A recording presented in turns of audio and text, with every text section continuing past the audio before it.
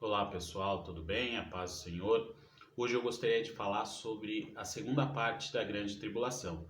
Como nós vimos, a primeira parte foi marcada por um processo até que relativamente de paz, de tranquilidade, e esses 3 anos e meio aí, ou esses 1260 dias que faltam, para dar um total aí de 2520 dias, é os 3 anos e meio de ira e de grande cólera que virá sobre a terra. A Bíblia fala que por causa dos escolhidos, tais dias seriam abreviados. Lá em Mateus capítulo 24, verso de número 22 fala isso. Por que abreviados? Porque nesse período, o anticristo, a besta, ela vai se fortalecendo cada vez mais, ficando mais poderosas à frente do bloco dos 10 países, das 10 nações que ele está governando e impondo o seu poder, impondo a sua força. E isso fica bem claro lá em Apocalipse capítulo 13, verso de número 1, né? Esse reinado e esse fortalecimento do anticristo. Para nós entendermos como funciona isso, nós temos que entender como está funcionando o nosso planeta nos dias de hoje. Como assim, pastor? Se você pegar a partir da Segunda Guerra Mundial, que foi um conflito onde mais de 57 milhões de pessoas morreram, você vai ver que os blocos do continente europeu, eles começam a se fortalecer. Mas, pastor, o que isso tem a ver? Lá no livro de Daniel, fala que ele vai surgir de uma nação que destruiu Israel. E nós sabemos que Israel foi destruído no ano 70 depois de Cristo pelo Império Romano, tá? Mas entenda bem, nós vamos falar sobre a possível descendência do anticristo, mas não agora. Só para você entender que na época não quer dizer que vai vir de Roma, como alguns até falam, né? Mas do Império Romano. Você tem que entender que o Império Romano na época ele era composto pela Síria, pelo Egito, pela Ásia Menor e até partes da Judéia. Então ali provavelmente pode vir da descendência de Ismael, de Esaú, ali dos egípcios, da Ásia, né? E alguma parte, alguns até afirmam que pode vir dos judeus, mas nós vamos ver isso um pouco mais para frente.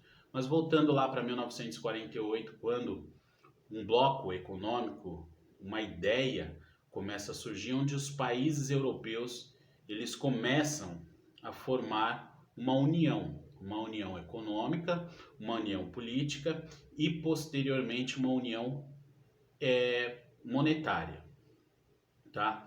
Em 1948 cria-se essa ideia de um único Estado europeu. Na década de 60 nós vamos ter o EMCE, que é o Mercado Comum Europeu, e isso aí vai ganhando muita força. E em 1999 nós vemos a consolidação desse mercado através de uma moeda chamada o euro, né? O euro passa a valer para todos os países da Europa e a Europa adere a um único dinheiro. As pessoas que nascem e moram na Europa, elas têm um passaporte onde elas são cidadãs de toda a Europa, ou seja, um francês pode ir para a Itália, da Itália ele pode ir para a Suíça e assim sucessivamente. Por ser cidadão europeu, ele tem acesso a todos os outros países da Europa. O que eu quero que você atente aí? Segundo as profecias bíblicas, né, provavelmente o anticristo se levantará desses blocos, né, desses lugares, e nós vamos ver mais para frente na região geográfica. Mas eu quero que você entenda que em 1975, na Folha da Tarde, no dia 29 de setembro desse ano, Henry Spark, quem é esse homem? É um dos fundadores do mercado comum europeu. E ele diz o seguinte, que eles precisavam de um homem, tá? Depois eu vou deixar escrito aí, esse comunicado que ele fez, que eles precisavam de um homem para o mercado comum europeu, para tirar eles do fracasso econômico que eles estavam vivendo e que levantasse fortemente a economia de toda a Europa. E ele fala assim, que nos envie um homem que seja da parte de Deus ou do demônio. Está escrito, tá? Não estou inventando, e são palavras desse homem. e nós o receberemos. Então, assim, nós vemos que a única intenção que leva o homem é a ambição econômica, né? Grande parte disso, não todos. Mas você vê que a declaração de um homem tão importante que ele não liga se for governado ou por demônios ou por santos. O importante é que a economia alavanque e ele ganhe mais poder. Uma coisa que eu quero destacar antes da gente entrar propriamente na segunda parte da Grande Tribulação é o Manifesto 666. Eu não sei se você já ouviu falar, mas é um manifesto que está sendo criado, tá? Pela Fundação Rockefeller. O que é a Fundação Rockefeller, pastor? Rockefeller é um homem que nasceu em 1839, tá? John Davidson Rockefeller, nasceu em 8 de junho de 1939 e ele foi o primeiro homem que no ano de 1937 alcançou uma marca expressiva de ser o primeiro bilionário do planeta. A fortuna dele na época estava em 1,4 bilhão de dólares, mas se você atualizar isso aí para a correção monetária de hoje, é como se ele tivesse 24 bilhões de dólares para aquela época. Então ele foi o primeiro bilionário do planeta. Hoje, no ano de 2020, se você pegar a fortuna dos Rockefeller, está girando em torno de 930 bilhões de dólares. É mais do que o PIB do Brasil. Ou seja, uma única família tem mais dinheiro do que alguns países juntos, né? Se você juntar a economia de alguns países, não chega nem metade da fortuna que essa família tem. Então, esse homem foi um dos mais ricos do planeta e ele fundou a Fundação Rockefeller em 1917. Essa fundação chegou ao Brasil e ela foi criada no intuito de ajudar pessoas, de que pessoas sejam levadas à educação, à assistência, à saúde, a todas as coisas boas, né, por fundos próprios para ajudar pessoas em todo o mundo. Legal. Só que eles têm um projeto que se chama Manifesto 66. O que é esse Manifesto 66? Para você entender um pouco melhor, o mundo ele foi dividido em 1900 e depois da Segunda Guerra Mundial, em 1946 para frente, em dois blocos. O bloco socialista e o bloco capitalista. O socialista, como todo mundo sabe, foi comandado pela União Soviética, né? E o bloco capitalista pelos Estados Unidos. Mas essa ideia socialista ou comunista, ela vem lá de Karl Marx em 1848. Karl Marx e Engels fizeram esse manifesto socialista, aonde eles pregavam uma ideologia e essa ideologia estava enraizada dentro do bloco soviético. Com a queda da União Soviética em 1989, a queda do Muro de Berlim também, no mesmo ano, em novembro, no dia 15, né, a Europa começa a se integrar e a virar uma só coisa, um só governo, uma só sociedade, uma só política, uma só ideologia. Com isso, as coisas ficaram mais perigosas. Como assim, pastor? Cai o comunismo, o socialismo e fica mais perigoso? Sim, fica mais perigoso. Se você vê quando o comunismo cai no mundo, né, o chamado socialismo, você vai ver algo mais terrível acontecendo no Oriente. O que é esse algo mais terrível? São países e fundamentalistas islâmicos virando extremistas e causando grande destruição no nosso planeta, contra principalmente nações capitalistas, como Estados Unidos, como Inglaterra e outros países, tá? Então, devido a tudo isso, a Fundação Rockefeller, ela decide criar e está desenvolvendo o chamado Manifesto 666. O que é isso, pastor, o Manifesto 666? O Manifesto 666 é onde defende, segundo o que está escrito lá, tá? Vocês podem pesquisar aí. Está escrito lá que eles defendem todos os pobres e oprimidos e esquecidos, né? E já chegou ao mundo e se preocupa com todas as pessoas, se preocupa com você, né? Está escrito lá no manifesto.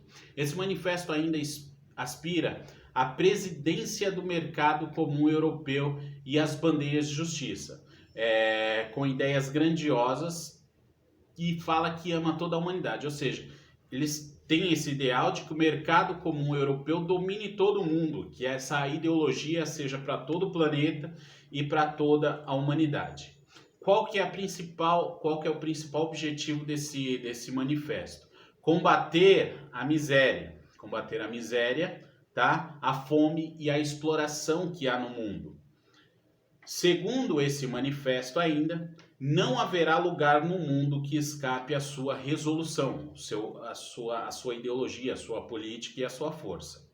O seu projeto, segundo eles, o que está escrito lá, eles falam que não é diabólico, não tem nada a ver com o anticristo da Bíblia ou coisa assim. Eles tentam defender que não é um projeto diabólico, que deseja somente criar um paraíso na Terra e acabar com todo o mal que existe aqui dessa forma. Ainda segundo esse manifesto, eles querem criar sistemas de mecanismo onde não é possível fraudes, não é possível as pessoas fraudular esse sistema, esse governo, e que haja uma harmonia mundial. Para quem se dirige esse manifesto? Para todo mundo, né? Com amor e devoção, segundo o que eles dizem lá, buscando ajuda e apoio para a sua resolução. Homens e mulheres do mundo, que ainda fala lá no final para não perder tempo e irmos com ele já, apoiando o 666 na sua luta justa, tá? Depois, se vocês quiserem, vocês podem dar uma olhada nisso aí e vocês verão a resolução do manifesto 666. Quem é o anticristo, tá? Eu vou só dar uma pincelada aqui. Quem é o anticristo? Eu fiz uma análise psicológica dele, só para você entender. O anticristo vai ter a sagacidade da serpente. Se você for lá em Gênesis capítulo 3, você vai ver como a serpente foi ardilosa e enganou o ser humano lá no Jardim do Éden. 2. Ele vai ter a ambição de ser poderoso na terra como Nimrod. Eu não sei se você conhece Nimrod, mas lá em Gênesis capítulo 10, Nimrod, ele foi um homem poderoso que governava ali, e ele teve a ideia de criar uma torre que chegasse até o trono de Deus, chegasse até os céus, né? Que foi a Torre de Babel, e é ali onde acontece a confusão das línguas, onde Deus faz a separação das línguas para o homem não falar uma só língua e conseguir todas as suas coisas. 3. Ele terá a obstinação do coração de Faraó, lá o Faraó de Êxodo, capítulo 7, capítulo 8, capítulo 9. O mesmo Faraó que tentou atrapalhar o povo de Israel de sair do Egito. Vai ter esta obstinação de coração. 4. O anticristo ele terá a arrogância de Senaqueribe para falar blasfêmia. Você pode ver lá em 2 Crônicas, capítulo 32, verso 17, tá? As blasfêmias que ele falava contra Deus. Ele terá o espírito conquistador e dominador de Nabucodonosor. Lá em Daniel capítulo 2, verso 37, 38, você vai ver como que era o espírito conquistador desse homem, que foi Nabucodonosor. 6. Ele vai ter o espírito profanador de Antíoco Epifânio. Você vai ver lá em Daniel, capítulo 8, verso 9 até o 35, e Daniel, capítulo 11, verso 36 ao 45, né? Quando ele profana as coisas do Senhor. 7. Ele vai ter a crueldade de Nero. Isso mesmo, Nero, que você viu, que pôs fogo lá em Roma, era bem cruel esse homem, e se você estudar a história dele, você vai ver que ele não era nenhum santinho. E ele terá essa crueldade que Nero tinha. 8. Ele terá a ambição luciférica dos imperadores romanos. Por quê? Os imperadores romanos, eles queriam ser venerados como Deus. Eles queriam que as pessoas o adorassem como se eles fossem o próprio Deus. Você pode comprovar isso em 2 Tessalonicenses, capítulo 2, verso número 4, você vai ver alguma coisa assim, mas se você estudar a bibliografia, a história desses homens, você vai ver que eles têm um ego de super serem acima dos homens, tá? 9.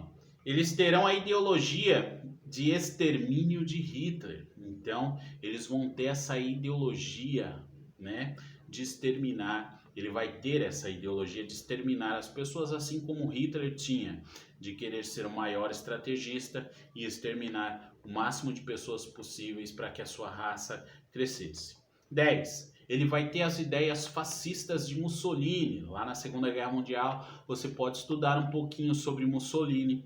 Se quiser que eu fale um pouco desses imperadores, desses líderes, você pode deixar no comentário aí que faremos uma aula só sobre isso também, tá? 11. Ele terá o espírito apóstata do imperador Juliano. Juliano, esse imperador também era um grande apóstata, você pode estudar um pouco mais sobre ele e ver isso. 12.